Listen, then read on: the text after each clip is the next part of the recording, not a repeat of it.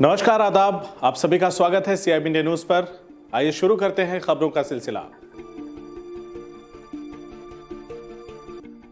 मामला मौजा सदियापुर जनपद प्रयागराज की अराजी संख्या 306 में से 1260 वर्ग मीटर जमीन को नगर निगम प्रयागराज द्वारा सन 2012 में अधिग्रहित की गई थी। पिता का स्वर्गवास होने के बाद उनकी 4 बेटियां व उक्त जमीन का स्वामित्व निर्मला देवी, सीमा देवी, विमला देवी, संगीता देवी की हो गई। उनका आरोप है कि पूर्व क्षेत्रीय पार्षद के माध्यम से नगर निगम ने केवल 2 ही लोगों से यानी निर्मला और सीमा देवी से रजिस्ट्री करवाया है और रजिस्ट्री करने के बाद पैसे देने की बात कही, लेकिन रजिस्ट्री हो जाने के बाद जमीन का पैसा उन लोगों को नहीं दिया गया, बल्कि नगर निगम द्वारा पंजाब नेशनल बैंक का 2 चेक दिया गया, जिसमें प्रत्येक चेक रुपए 10,88,000 का था, यानी दोनों चेक मिलाकर रुपए 21,66,000 था।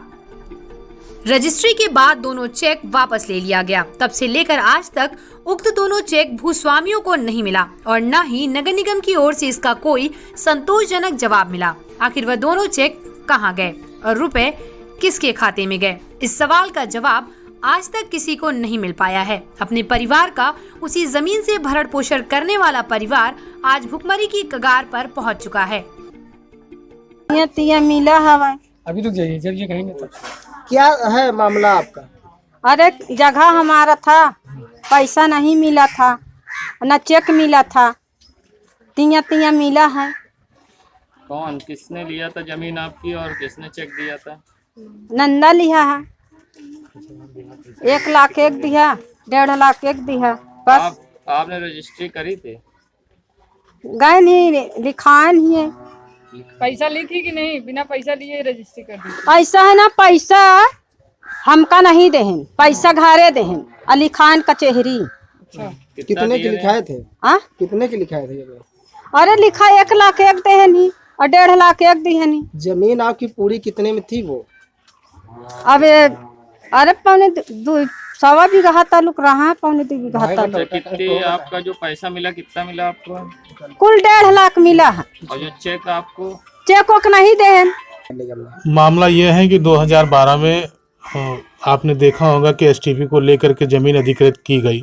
उसमें हमारी 1 बीघा 2 बिस्सा ज़मीन गई।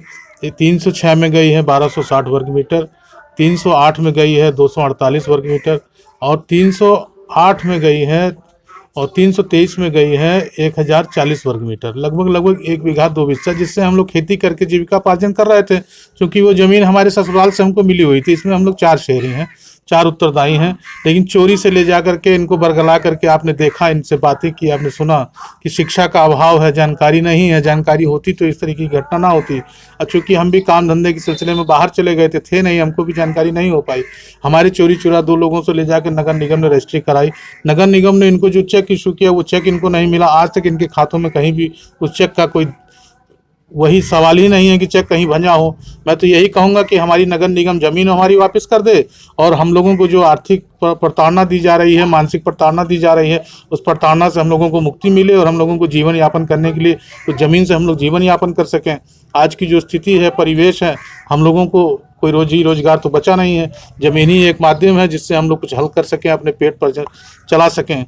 मैं तो यही कहूँगा कि सरकार ने जिस तरीके से हम लोगों का शोषण और हनन किया है, मैं यही कहूँगा कि हमारी नगर निगम अगर ज़मीन नहीं दे देती है तो हम लोग नगर निगम के सामने प्रोटेस्ट करेंगे, धरना करने के, हड़ताल करेंगे। जितना हम लोगों के ऊपर बीता है कष्ट, अब ये बर्दाश्त के बाहर है। अब बेचा क्यों गया उसको? बेचा नहीं गया, ये सरकार की एक योजना आई, उसके तहत ये ज़मीन अधिकृत की गई। बेचने का कोई उद्देश्य नहीं था, ना हम लोग ज़मीन बेचना चाहते थे, न ज़मीन बेचने का कोई उद्देश्य रहा। सरकार तरफ से